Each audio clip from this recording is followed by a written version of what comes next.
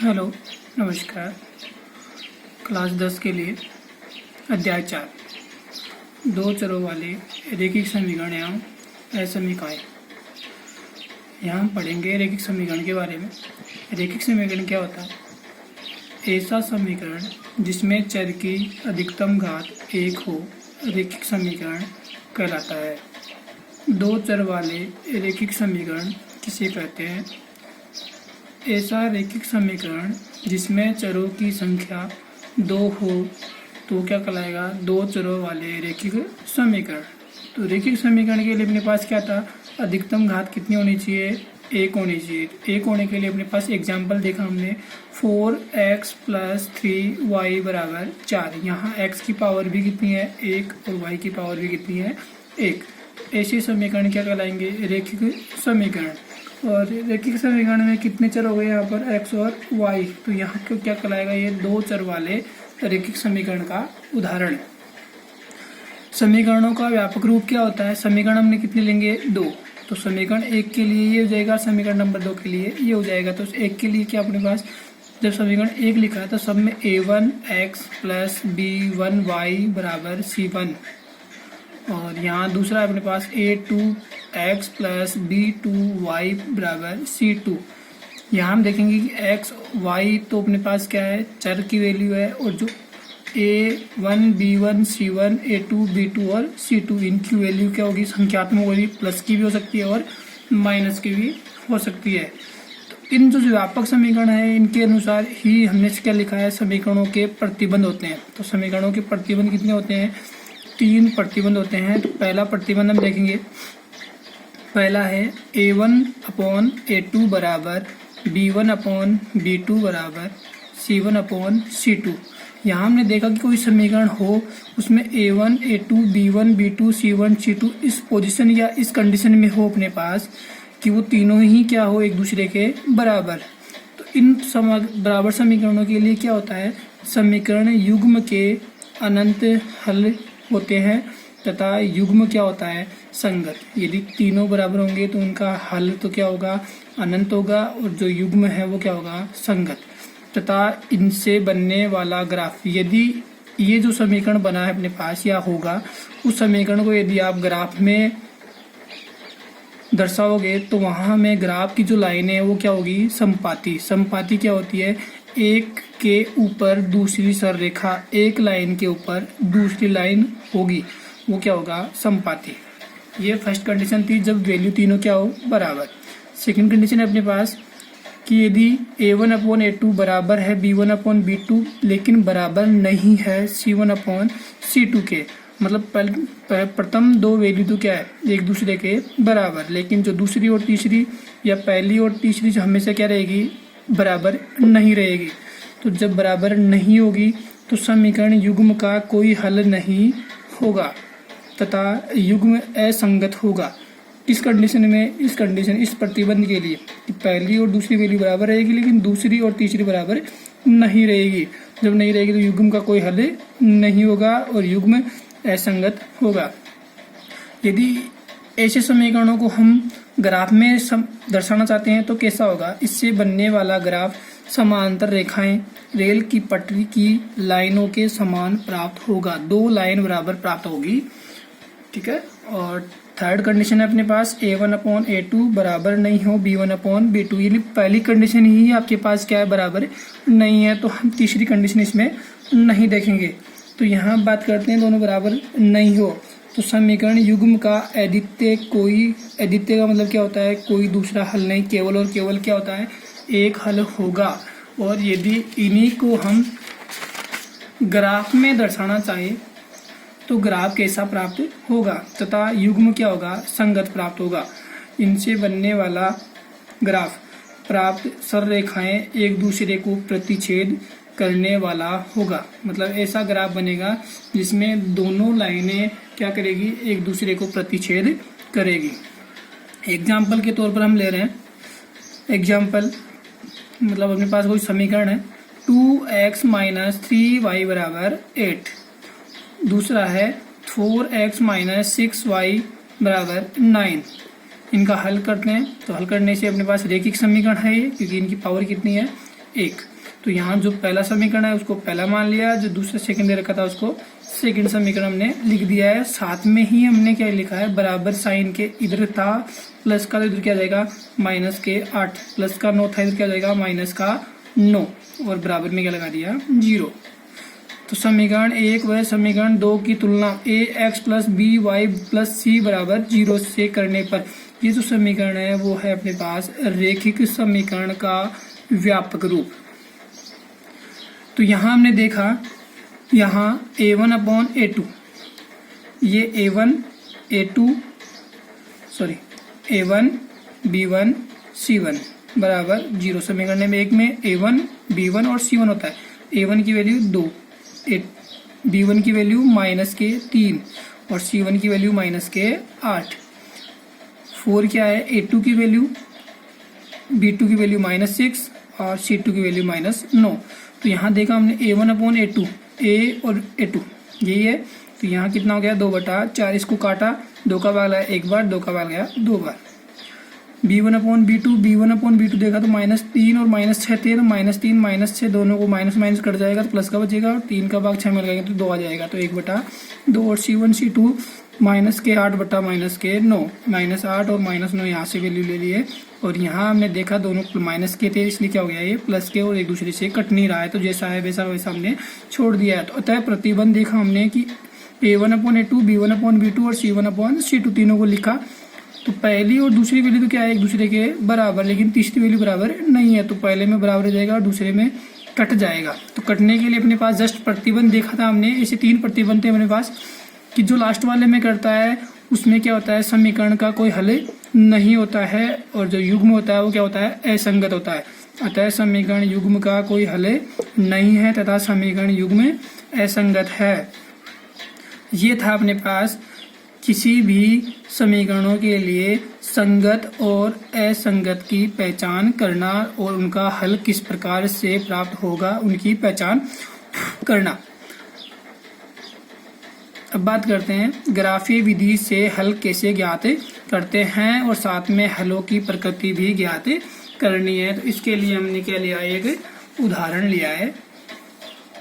उदाहरण है अपने पास x प्लस वाई बराबर 3, और दूसरा समीकरण था अपने पास 3x माइनस 2y बराबर 4।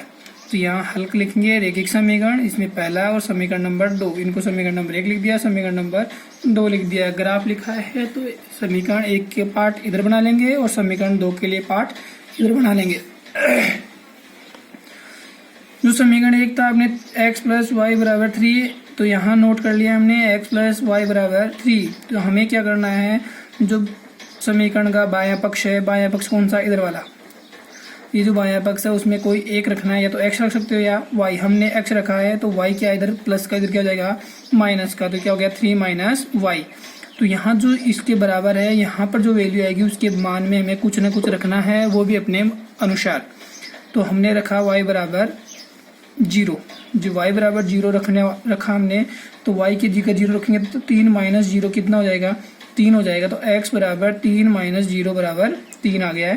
पुनः y बराबर 1 रखा, तो x बराबर 3 माइनस 1 यहाँ रख दिया गया है, तो यहाँ से कितना बचेगा 2। पुनः y बराबर 2 रखा, तो y यहाँ था अपने पास, यहाँ 2 रख दिया, 3 माइनस 2 कितना हो गया 1। ये जो रखा है वो तो y की वैल्यू थी, और जो हमें प्राप्त हो रही है वो किसकी वैल्यू है, x की वैल्यू है। तो इसके अनुसार हमने क्या बना लिया, इसकी सारणी देखी हमने। ये y का मान कितना था 0, ये y का मान 0, जब हमने 0 रखा था तो x बराबर कितना आया था 3, तो ये 0 और ये 3, यहाँ 1 रखा था 2 आया था, और 2 रखा था तो 1 आया था। इसी प्रकार समीकरण नंबर 2 को देखा हमने। समीकरण नंबर 2 अपने पास ये था 3x माइनस 2y बराबर 4। इस समीकरण को हमने यहाँ पर रख दिया है 3x माइनस 2y बराबर 4। तो यहाँ से कोई भी एक वैल्यू हमने क्या रख दी, x इधर रख लेंगे। तो इधर को देखो, पहले ये माइनस का 2y था, ये माइनस 2y रहेगा, इधर क्या जाएगा प्लस का 2y हो जाएगा। बराबर के उधर जाते ही साइन चेंज हो जाता है, प्लस होगा तो माइनस हो जाएगा, माइनस होगा तो प्लस हो जाएगा। तो यहाँ से हमने रखा है, तो माइनस 2y था तो उधर क्या हो जाएगा प्लस का 2y। लेकिन साथ में देखा हमने कि x के गुणा में कितना था 3, ये जो x और 3x है वो 3 क्या है, x के गुणा के रूप में। तो यहाँ गुणा के रूप में तो बराबर के उधर जाएगा, तो किसमें हो जाएगा, भाग के रूप में। तो भाग इसका 3 का इसमें लगा देंगे। तो यहाँ समीकरण क्या प्राप्त हुई, x बराबर 4 + 2y बराबर बटे में 3। इसके बाद देखा हमने, तो यहाँ समीकरण नंबर अपने पास जो बना है उस समीकरण के अनुसार हमने y की वैल्यू रखी। देखो हम यहाँ y की वैल्यू 0 रखते हैं, एक बार सोचते हैं। यहाँ 0 रखेंगे तो 2 को 0 से गुणा करेंगे तो 0, और 0 में 4 जोड़ेंगे तो 4, 4 में 3 का भाग लगाओ। जाता है लेकिन या तो पॉइंट में जाएगा या बटे में रह जाएगा। तो बटे में और पॉइंट में ग्राफ में दर्शाने पर प्रॉब्लम होती है, जिसका सामना आपको करना पड़ेगा। इसके लिए हम क्या करेंगे, ऐसा मान रखना है जो पूरा पूरा इससे डिवाइड हो सके। तो इसी प्रकार हमने y की जगह क्या रखा, 1। तो y की जगह 1 रखेंगे तो 1 × 2 कितना हो गया, 2, 2 और 4 कितना हो गया, 6, 6 में 3 का भाग लगाएंगे तो कितना आएगा, 2। इसी प्रकार देखो यहाँ पर y बराबर 1, यहाँ y था, यहाँ से देख लेना, यहाँ y था, y की जगह 1 रखा, 2 × 1 2, 2 और 4 कितना हो गया, 2, 4, 6 हो गया, 6 में 3 का भाग लगाएंगे कितना आया, 2। इसी प्रकार हमने 2 नहीं रखा, 3 नहीं रखा, 2 और 3 रखने पर बटे की या पॉइंट की संख्या प्राप्त होती है। इसलिए हमने y बराबर कितना रखा, 4। y बराबर 4 रखा तो y यहाँ था, तो 2 × 4, 4 और 8 हो गया, 8 + 4 कितना हो गया है, 12, 12 में 3 का भाग लगाओगे तो कितना आएगा, 4। पुनः y बराबर कितना रखा, 7, 7 रखेंगे तो 4, 7 × 2 14 और 4 18 में 3 का भाग लगाएंगे तो कितना आ जाएगा, 6। और इसी प्रकार हमने जो फर्स्ट समीकरण के लिए सारणी बनाई थी, उसी प्रकार सेकंड समीकरण के लिए सारणी अपने पास ये बनी है। जब y का मान 1 रखा था हमने तो x बराबर कितना आया था, 2। जब y का मान 4 रखा तो यहाँ भी 4 आया था, 7 रखा था तो 6 आया था। तो यहाँ अपने पास समीकरण नंबर 1 और समीकरण नंबर 2 से प्राप्त सारणियाँ अपने पास ये है। इन समीकरण की सारणियों से क्या बनाएंगे हम, ग्राफ।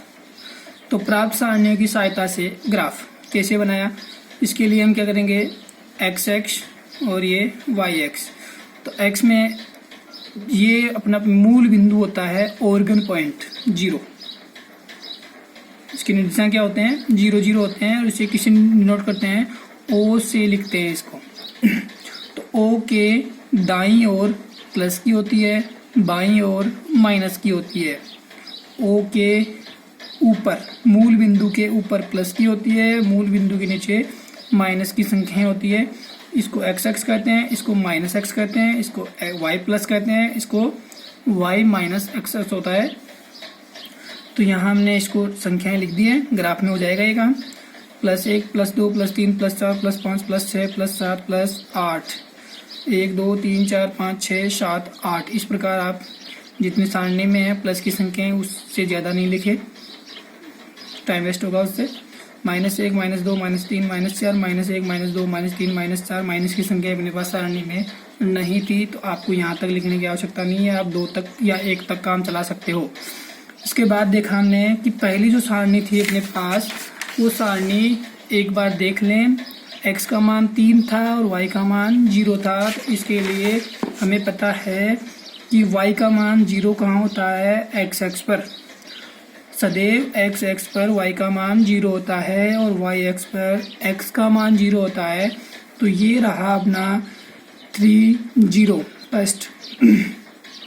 सेकेंड वाला था 2 था x के लिए, 1 था y के लिए। तो 2 और 1 जहाँ मिलेगा वहाँ हमने बिंदु लगा दिया है, पॉइंट लगा दिया है। पॉइंट के निर्देशांक क्या हो गए, 2 1। और तीसरा पॉइंट था आपके पास यहाँ पर, y के लिए तो 3 था और x के लिए 0 था। तो y पर हमेशा x का मान 0 होता है।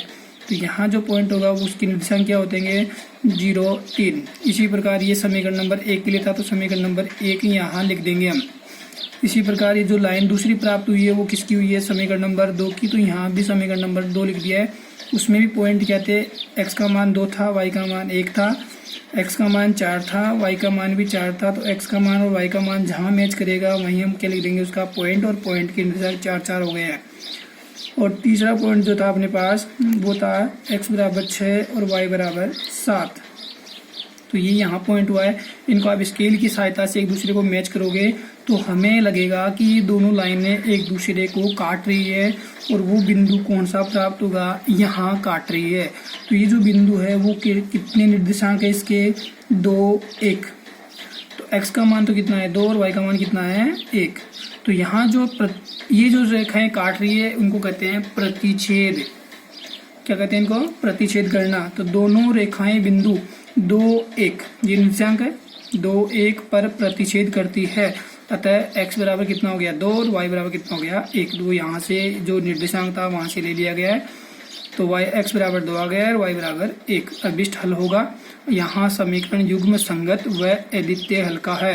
अद्वितीय किसके लिए होता था हमें पता है, प्रतिच्छेद करता है तो अद्वितीय। यदि रेखाएं समांतर प्राप्त होगी इसके बराबर यहाँ होती तो उसका कोई हल नहीं होता। और यदि एक रेखा के ऊपर दूसरी रेखा आ जाती तो वो किसे कहते हैं? समपाती। ओके बच्चों।